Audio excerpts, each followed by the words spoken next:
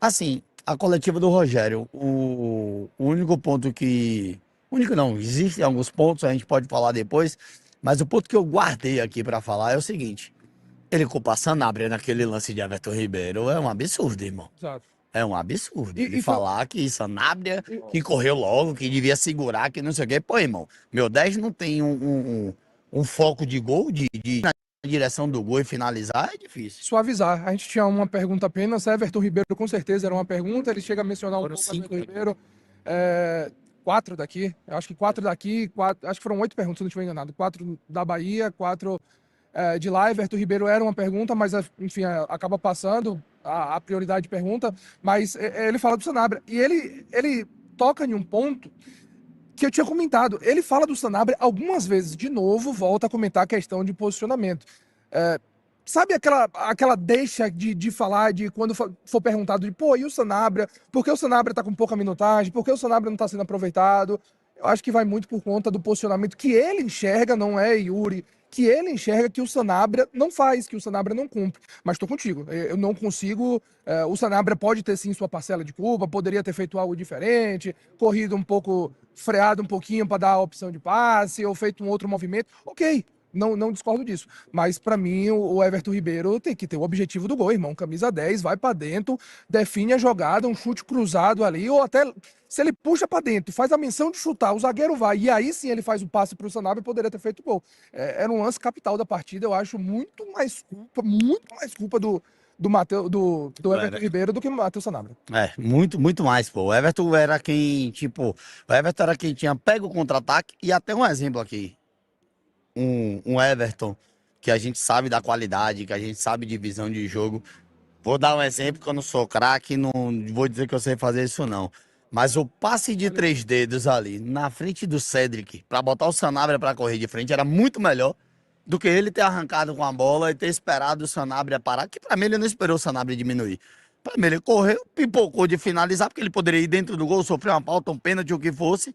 E tanto que quando ele tenta o passe depois, ele chuta em cima do Cedric. A gente sabe que o Everton Ribeiro, ele sempre vai priorizar o passe, já não é a mesma potência. A gente vê isso inúmeras vezes e eu acho que isso foi um caso. Eu não sei se o Cedric, ele sabia disso, acho que não, acho difícil.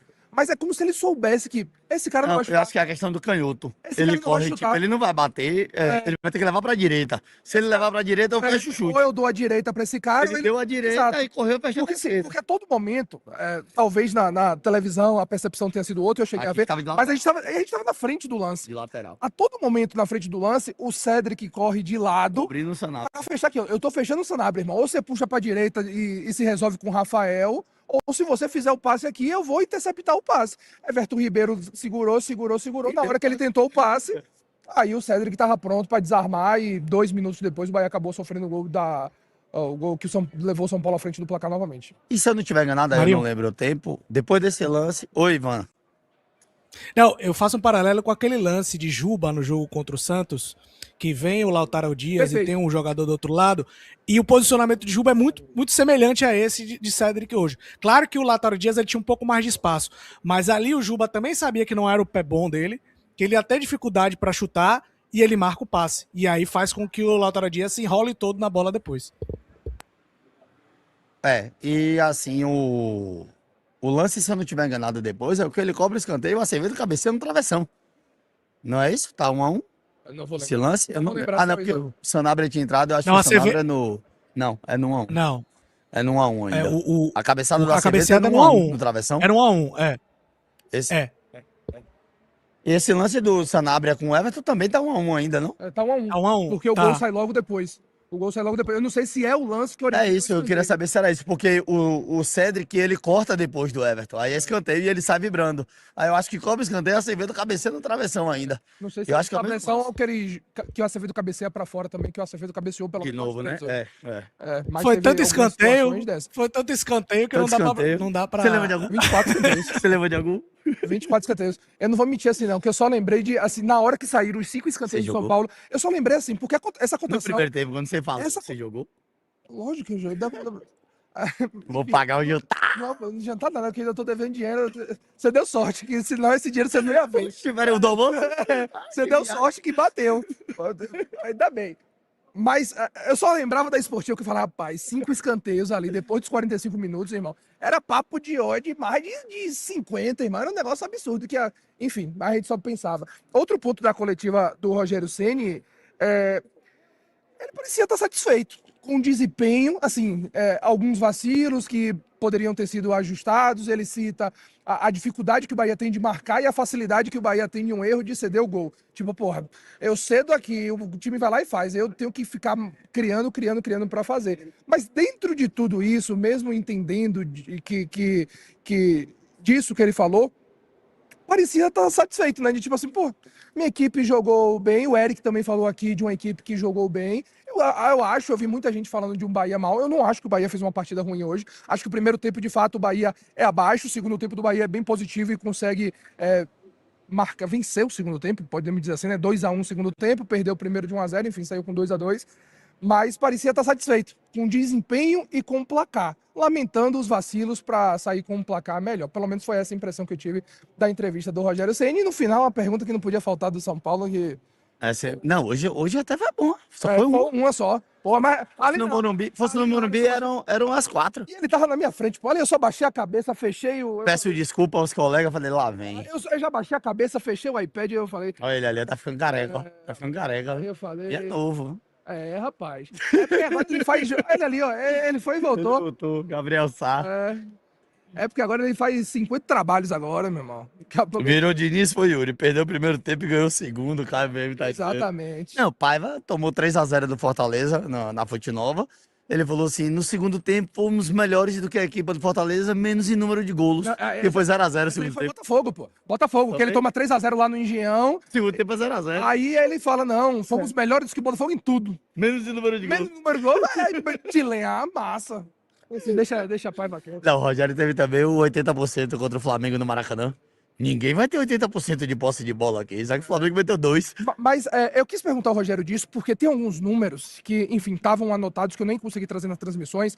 Alguns números do Bahia que caem muito nessa temporada. Eu posso até buscar, eu vou buscar ali. Alguns números de posse de bola, grandes chances criadas, números de passes certos dentro de uma partida.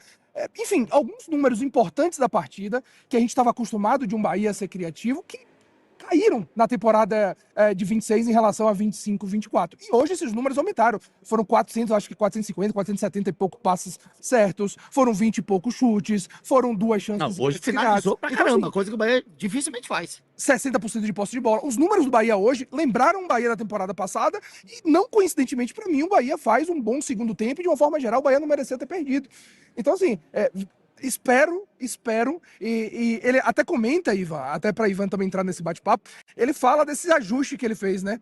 Desse ajuste de colocar o Luciano Juba mais aberto, colocar um outro ponta. Agora o William falou que o Juba joga mais no meio do que de lateral. Foi tipo assim, ó, não é meio assim não, viu, irmão? Vocês estão vendo outro jogo, gente. E tal, Foi tipo, olha Juba no meio. Foi tipo assim, ele é o artilheiro, mas ele não é lateral não. Ele é meia. Vocês estão olhando, saiu a escalação, é tipo o Tassiano, não vou entregar a tática.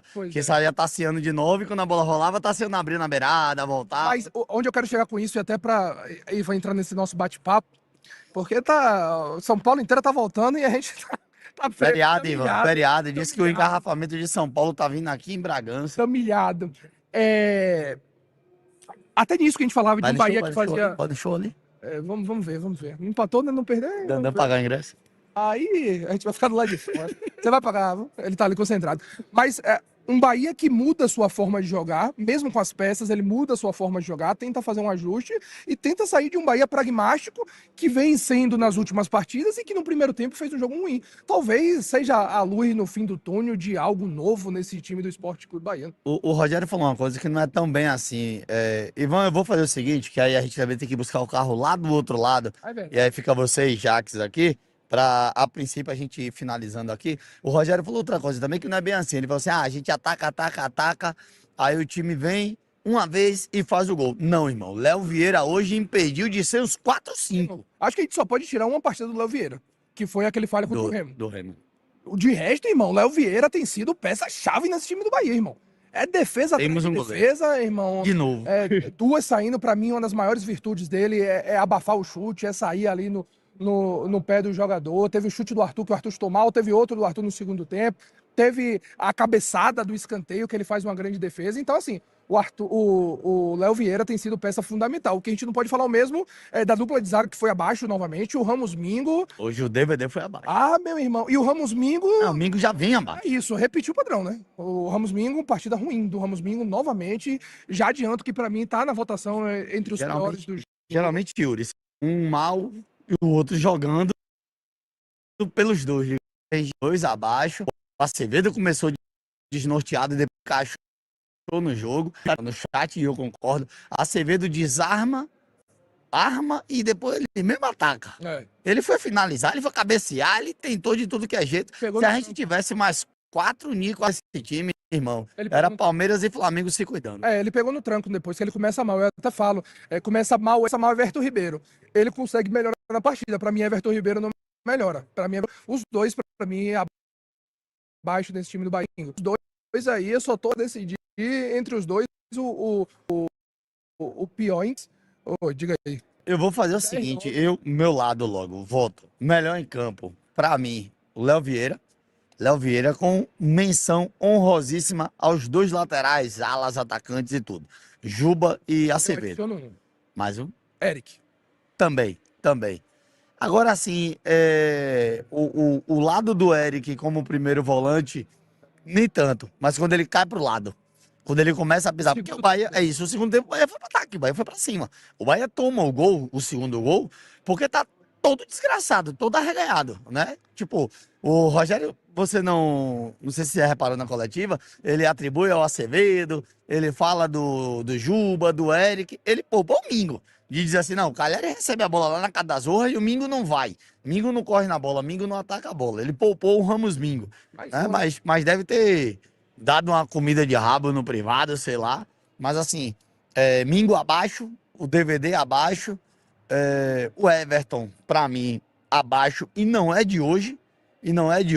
Eu até vi um comentário de que é tipo o torcedor de São Paulo aqui, é o torcedor do Flamengo com o Everton.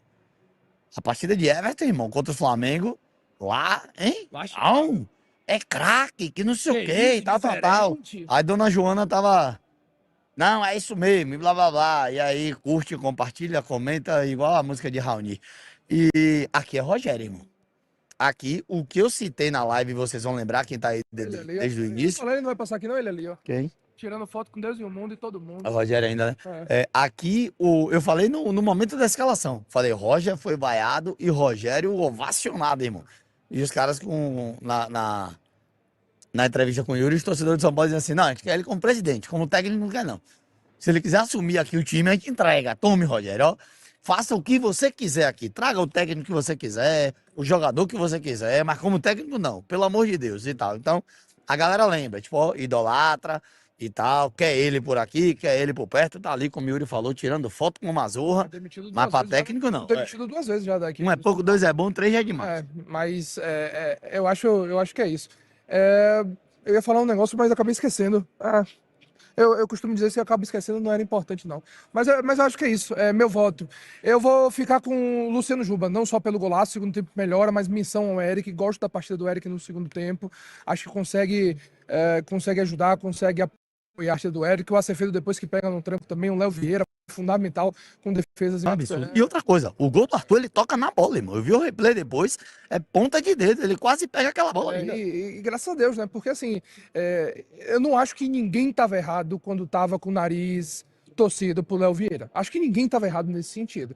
Todo mundo tava ressabiado com muito direito. Um goleiro. Qual é o erro? Um goleiro. 35 anos. Um goleiro de 35 anos, vindo da Chapecoense, que não conseguiu se firmar em grandes clubes. Eu acho que o grande clube da carreira do Léo Vieira o Bahia e Atlético Paranaense. Já vínhamos observando? Bahia e Atlético Paranaense. Não vou cair nessa, mas paciência.